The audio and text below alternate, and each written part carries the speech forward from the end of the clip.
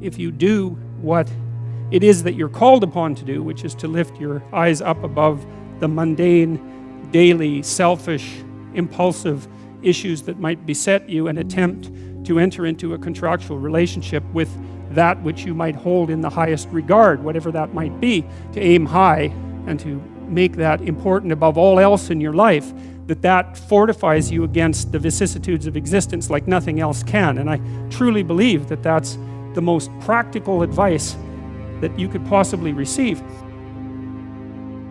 The way that you fortify your faith in life is to assume the best, something like that, and then to act courageously in relationship to that. And that's tantamount to expressing your faith in the highest possible good. It's tantamount to expressing your faith in God. And it's not a matter of stating, well, I believe in the existence of a transcendent deity, because in some sense, who cares what you believe? I mean, you might and all that, but that's not the issue. That's not the issue. The issue, it seems to me, is how you act. The issue is not what you believe as if it's a set of facts, but how you conduct yourself in the world. The purpose of thinking is to let your thoughts die instead of you. It's a brilliant notion, and so the idea is something like, you can conjure up a representation of yourself. You can conjure up a variety of potential representations of yourself in the future. You can lay out how those future representations of yourself are likely to prevail or fail. You can cull the potential yous in the future that will fail, and then you can embody the ones that will succeed. You do that while simultaneously conjuring up a representation of your current state and determining for yourself, because of your undue suffering, which elements of your pathetic being need to be given up so that you can move forward into that future. And the goal, what is it that you're aiming at with that work and that sacrifice? That's the ultimate question. What is it that you're trying to do? Well, you're trying to improve the future. We believe that the future can be improved. We believe that it can be improved as a consequence of our sacrificial work. And so, once again, what are the limitations? What are the limits to that? What are the necessary limits to that? I would say we don't know. We conjured up this remarkable idea. The future exists. We can see it even though it's only potential. We can adjust our behavior in the present in order to maximize our probability of success in the future. How best to do that? Well, the idea is something like, don't hesitate to offer the ultimate sacrifice if you want the future to turn out ultimately well. What is it that you could contract for, let's say, if you were willing to give up everything about you that's weak and unworthy?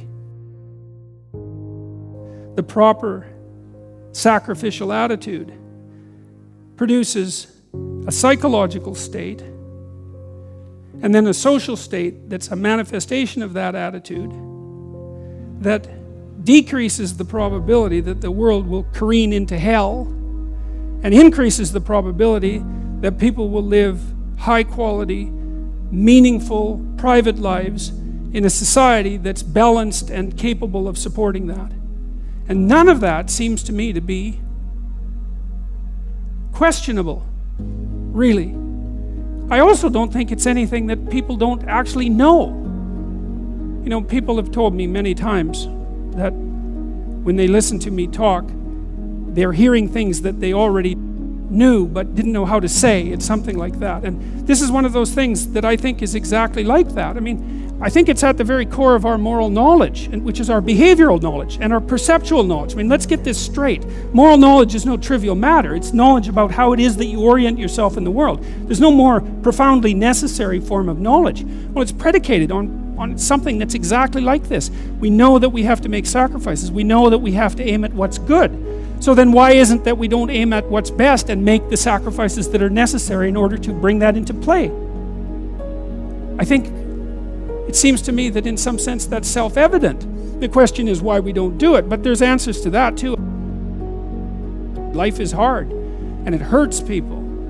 It's rife with limitation, and some of it's arbitrary, and some of it's unjust, and some of it's worse, some of it's malevolent, which is even worse. It's not surprising that that combination of vicissitude can turn people against being. But I think even when that happens, and even when people have the kind of history that if they revealed to you, you would say, well, it's no wonder you turned out that way. The people who turn out that way still know that it's wrong. They still know that however deep their own suffering, however arbitrary their own suffering, however much that's caused by the malevolence of others, as well as the tragedy of existence, that does not in any way justify their turning away from the good. And I believe everyone knows that. I believe that they know it implicitly, even if they don't allow themselves to know it explicitly. And I believe that if they violate that idea, then they violate themselves, and that they end up in Cain's position, which is the position of the man who's been given a punishment that is too great to bear. Now we're capable of making sacrifices in abstraction, right? To conceptualize a future that we want, to let go of the things that are stopping us from moving forward, and to free ourselves from the chains of our original preconceptions. Pursue pleasure. Follow your impulses. Live for the moment. Do what's expedient. A mountain is something you have to climb, and you have to climb to the pinnacle of a mountain, and the mountain is up, right? And the mountain stretches up to heaven, and it's a long journey to specify the right place on the highest pinnacle. And that's symbolic, because of course it's a pinnacle that you're always trying to reach, just like you're always trying to aim. You're always trying to climb upward. At least that's the theory. It depends to some degree, of course, on your definition of upward. You're supposed to, again, to act out the highest good of which you're capable. Now that'll transform your life to some degree into an archetypal adventure. There's no way around that, because as you attempt to climb a higher mountain, let's say, or to aim at a higher target or something like that, then the things around you will become increasingly dramatic and of import. That happens by necessity, obviously, because if you're aiming at something difficult and profound and you're really working at it, then your life is going to become perhaps increasingly difficult and profound. But that might be okay. That might be exactly what you need as an antidote to the implicit limitations that face you as a human being. The good father is precisely someone who is willing to sacrifice his child to the ultimate good. You have a moral obligation as a parent to encourage your child to go out into the world, right? And to be whoever they can be, to be the best they can possibly be. And in doing that, you're encouraging them to pursue the good. You're sacrificing them to the good. You're not keeping them for yourself selfishly. You're telling them that they can go out and live their life and live it properly. You don't want for your son what it is that you want for him. You want for your son what would be best for him and for the world. And you let go in precise proportion to your desire to have that happen. When you have an infant, you do everything for the infant, because the infant can do nothing for him or herself. But as the infant matures and is increasingly capable of doing things for him or herself, then you pull back, right? You pull back, and every time the child develops the ability to do something, you allow them or encourage them to do it, and you don't interfere.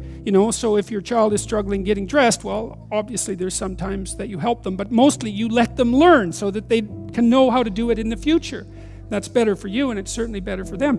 There's a rule if you're working with the elderly in an old age home, and the rule is something like, don't do anything for any of the guests, let's say, that they can do for themselves, because you compromise their independence. And so as a mother, you pull back and you pull back, and you let your child hit him or herself against the world, and you fail to protect them. But by failing to protect them, you encourage and ennoble them to the point where you're no longer necessary.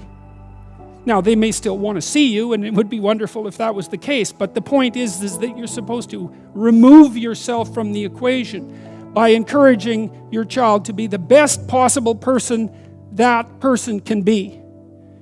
And you sacrifice your desires, all of your desires, to that, your personal desires, even your desires for your child in relationship to you. because you want them to move forward into the world as a light, right? As a light on a hill. That's what you want, if you have any sense. And so you don't get to keep your children at home because you need them.